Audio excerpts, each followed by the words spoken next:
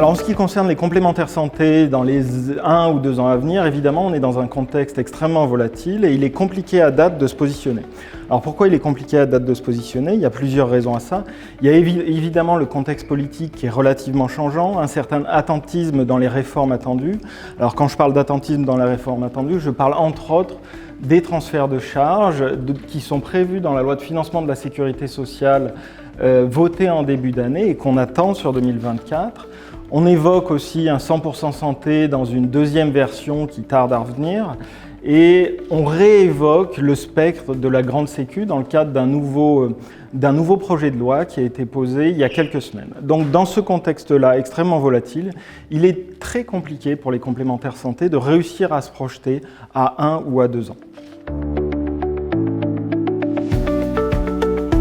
Alors, comme on l'évoquait dans ce contexte extrêmement volatile, les complémentaires santé se doivent de prendre un certain nombre de mesures. La première qui a été prise par la quasi-totalité du marché entre 2023 et 2024, c'est la mise en place d'indexations relativement importantes. Et ces indexations sont la directe conséquence de l'évolution des dépenses de santé et des transferts de charges entre la sécurité sociale et les complémentaires. Ces indexations sont en quelque sorte obligatoires du fait de l'équilibre technique qui est aujourd'hui extrêmement tendu dans la quasi-totalité des complémentaires. Donc ça, c'est la première mesure. Une deuxième mesure est directement associée au fait qu'aujourd'hui, la soutenabilité des tarifs pour une certaine catégorie de la population, et je pense notamment aux retraités, est extrêmement difficile à tenir.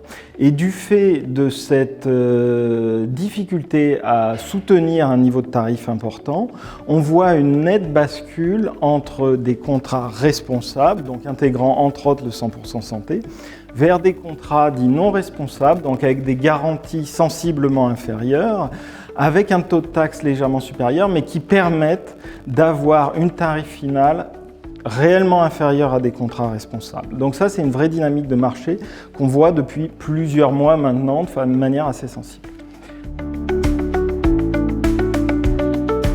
Dans ce contexte-là, il y en a deux principaux.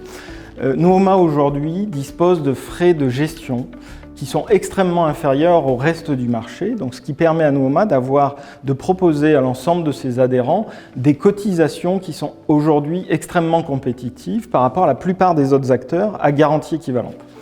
Et le deuxième levier, la deuxième grande qualité de Nuoma, c'est tout simplement ces équipes extrêmement dynamiques et extrêmement impliquées qui m'arrive de côtoyer depuis quelques années maintenant et qui font un travail absolument formidable pour faire grandir la mutuelle.